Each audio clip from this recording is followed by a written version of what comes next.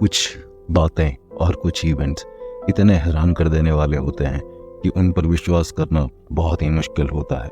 इंसानी इतिहास ऐसी बातों से भरी पड़ी है जिनको सुन के किसी में भी अविश्वास पैदा हो जाए। आज की वीडियो में हम इतिहास से ऐसी ही 5 चौंका देने वाली कहानियां सुनाएंगे जो शायद इससे पहले आपने कभी नहीं सुनी होंगी। 15वीं और 16वीं शताब्दी को इटालियन रेनेसेंस का टाइम कहा जाता है। यह वह टाइम था जब इटली का आर्ट पूरी वेस्टर्न कंट्री और पूरी दुनिया पे छाया हुआ था। लियोनार्डो डा विंची और माइकल एंजेलो इसी इटालियन रेनेसांस टाइम के ही पैदा हुए थे और इन्होंने पूरी दुनिया को इतना लाजवाब आर्ट दिया कि इंसानों ने उससे पहले वह आर्ट कभी देखा ही नहीं था। इन्हीं 2 सालों के बीच में एक बहुत ही भयानक बात हुई। 1894 में यूरोप में एक ऐसी बीमारी फैली जिसने लोगों को रियल लाइफ ज़ॉम्बीज बना दिया। यह ऐसी खतरनाक बीमारी थी जिसमें इंसान के सर और चेहरे से सारा मांस धीरे धीरे करके उतर जाता था। थोड़ा सोचिए कि हर तरफ आपको ऐसे लोग दिखाई देते थे जिनमें से किसी का नाक नहीं था, किसी का आंख नहीं था और किसी के चेहरे पे तो बिल्कुल ही मांस नहीं था। उस समय फ्रांस और इटली के अंदर यह नज़ारा बहुत ज़्यादा कॉमन था। अगर हम में से कोई उस समय यूरोप या इटली जाता तो ऐसा लगता है कि हर तरफ किसी हॉरर फिल्म की शूटिंग चल रही है और हर तरफ ज़ॉम्बीज घूम रहे हैं। इस बीमारी का नाम था सिफिलिस और ये एक एसटीडी थी, सेक्सुअली ट्रांसमिटेड डिजीज। उस टाइम पे एंटीबायोटिक्स नहीं थे, इसीलिए सिफिलिस एक जानलेवा बीमारी थी। यह बीमारी उस समय सबसे ज्यादा प्रोस्टिट्यूट्स में पाई जाती थी। इसी के बाद से यूके और यूरोप में प्रोस्टिट्यूशन को बहुत सख्त तरीके से रेगुलराइज किया गया। बहुत से लोगों का यह मानना था कि यह एक डिवाइन पनिशमेंट थी उस बेहूदगी के लिए जो उस समय पूरे यूरोप में फैली हुई थी। बहरहाल 1906 में पहली बार इस बीमारी की दवाई इजाद की गई और लोगों को इस बीमारी और इस आज़ादी मिली। दूसरी कहानी है हेनरी हावर्ड होम्स की, जिसे H.H. होम्स भी कहा जाता और यह अमेरिका के सबसे बदनाम सीरियल किलर्स में से एक है। होम्स पे करीब 200 लोगों का कत्ल का इल्जाम है जो कि इस पे साबित हुए थे। 1861 में न्यू हैम्पशायर में पैदा हुआ। कहा जाता है कि बचपन से ही उसे स्केलेटन्स और मरे हुए लोगों से एक अजीब सा ऑब्सेशन था। अपने बचपन में होम्स एक बहुत ही ब्राइट स्टूडेंट था और उसने यूनिवर्सिटी ऑफ मिशिगन से मेडिकल ग्रेजुएशन की। 1886 में उसने शिकागो में एज ए फार्मासिस्ट अपनी नौकरी शुरू की। कुछ ही सालों में उसने उसी फार्मेसी को खरीद लिया जिसमें वह काम करता था और उसी के प्रॉफिट से उसने 1890 में शिकागो के अंदर एक होटल का कंस्ट्रक्शन शुरू करवाया जहाँ पर वह एक आतंक का खेल खेलने जा रहा था। इस होटल को ऐसे डिजाइन किया गया था कि इसके कमरों के सारे दरवाजे सिर्फ बाहर से ही खुल सकते थे और सबसे अजीब बात यह थी कि इस होटल में कोई भी खिड़की नहीं थी, जिसकी वजह से यहाँ से किसी का भी भागना ऑलमोस्ट नेक्स्ट टू इम्पॉसिबल था। तरह के सारे कमरे साउंड प्रूफ थे और हर कमरे के नीचे बेसमेंट्स बनाए गए थे जहाँ पे मरने वालों की बॉडीज को डंप किया जाता था। इस होटल के कंस्ट्रक्शन के बीच में होम्स ने बहुत सारे कंस्ट्रक्शन वर्कर्स को है और फिर उन्हें निकाल दिया और फिर वापस नए वर्कर्स को अपॉइंट किया ताकि किसी को भी क्लियर आइडिया ना हो कि वह बनवा क्या रहा है। यही होटल बाद में मर्डर कैसल के नाम से मशहूर हुआ। इस घिनौने काम की शुरुआत हुई 1893 में। 1893 में शिकागो में एक बहुत ही बड़ा एग्जीबिशन होना था जिसमें पूरे अमेरिका से बहुत ही बड़ी तादाद में लोग शिकागो आने वाले थे और स्पेशली जवान लड़कियों को आना था। होम्स ने बड़े बड़े अखबारों में अपने होटल का एडवर्टाइजमेंट दिया ताकि आने वाले टूरिस्ट उसके होटल में रुक सके। बहुत सारे टूरिस्ट ने इस होटल के कमरे बुक कर, लेकिन इस होटल में आने वाला कोई भी इंसान वापस जिंदा नहीं जा सका। जब भी गायब होने वाले टूरिस्ट के रिश्तेदार या जानने वाले होटल में पूछताछ करने के लिए आते तो होम्स उनको वह रजिस्टर दिखाता जिसमें उन होटल गेस्ट की चेकआउट डेट्स होती।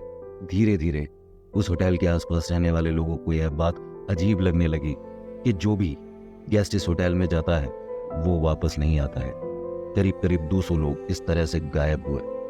अब तक शिकागो की पुलिस को भी उसके ऊपर शक होने लग गया था। होटल में कुछ तो गड़बड़ और 1894 में करीब 1.5 साल तक होम्स को ढूंढने के बाद पुलिस ने होम्स को अरेस्ट कर लिया और उसने अपने सारे के सारे गुनाह कबूल कर लिए। उसके मुताबिक लोगों को मारना उसका एक पैशन था जिसके बारे में वह कुछ भी नहीं कर सकता था।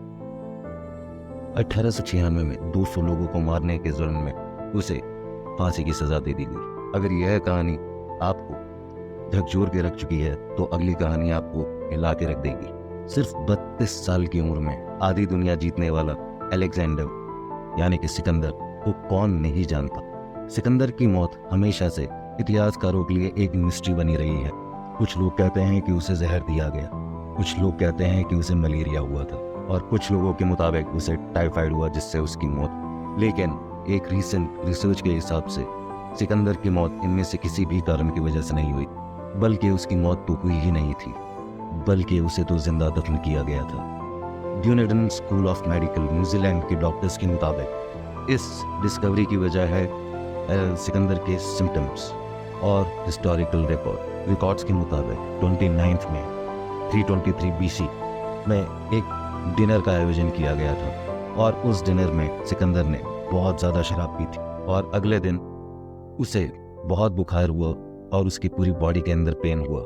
लेकिन सिकंदर को ये लगा कि हो सकता है कि ये इतने लंबे सफ़र की थकावट और शायद हैंगओवर है, और उसने अगले दिन भी बहुत ज़्यादा शराब पी ली। उसी दिन रात को सिकंदर को पैरालिसिस का अटैक हुआ।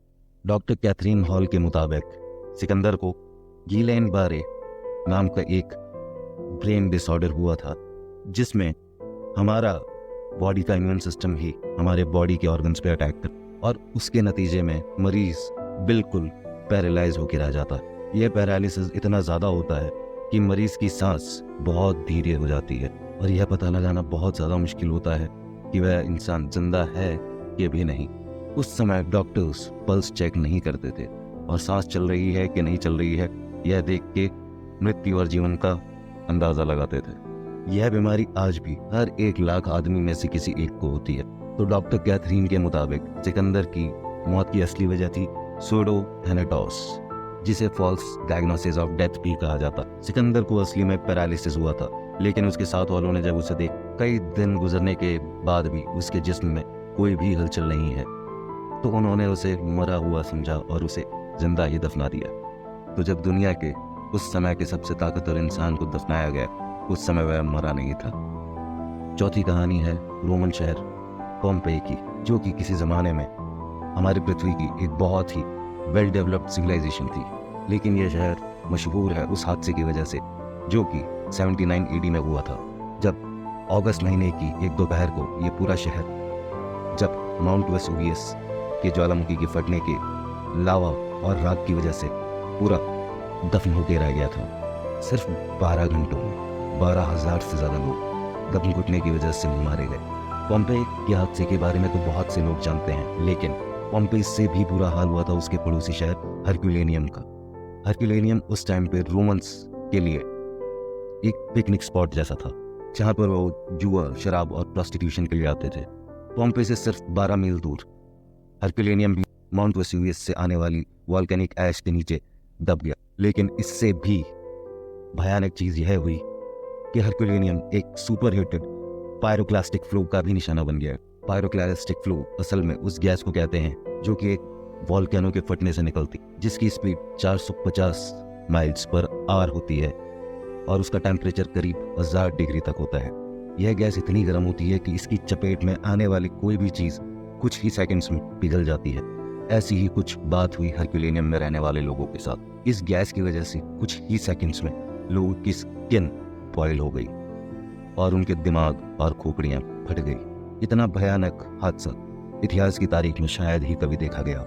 पोम्पेई और हरक्यूलेनियम में मरने वालों की बॉडीज 18वीं सदी के अंदर डिस्कवर हुई। आज भी म्यूजियम में रखी इन बॉडीज को देखकर लगता है वह विस्फोट इतना भयानक था कि लोगों को शायद भागने के लिए कुछ सेकंड भी नहीं मिले। हमारी 5वीं और आखिरी कहानी है नैनकिंग मैसेकेयर की। यह बात है 13 दिसंबर 1937 की, जब जापानीज आर्मी ने चाइना के उस टाइम के कैपिटल नैनकिंग पर कब्जा कर लिया। उन्होंने उन 3 हफ्तों में करीब 6 लाख चाइनीज को बुरी तरीके से मार डाला। मरने वालों में बूढ़े, बच्चे और औरतें सभी शामिल थे। इस हादसे को रेप ऑफ नैनजिंग भी कहा जाता है, क्योंकि मशहूर तो यह भी है कि जापानीज आर्मी ने मारने से पहले औरतों और बच्चियों का रेप भी किया। यह इस हद तक डिस्टर्बिंग और भयानक घटना है कि हिस्ट्री के अंदर दूसरी ऐसी कोई इवेंट या मिसाल नहीं मिलती। कभी कभी तो विश्वास ही नहीं होता कि ताकत और वेंजेंस के नशे में इंसान किस हद तक गिर जाता है। यह तो सिर्फ कुछ एक इवेंट्स हैं जिन्हें हिस्ट्री में से हमने चुना है। ऐसी बहुत सी घटनाएं और राज हैं इतिहास में दबे हुए जिनसे हमें पर्दा उठाना है। अगर आपको यह वीडियो अच्छी लगी हो तो अपने दोस्तों और रिश्तेदारों के साथ शेयर करें और ऐसी ही स्टोरीज और वीडियोस देखने के लिए चैनल को सब्सक्राइब करें। Thank you.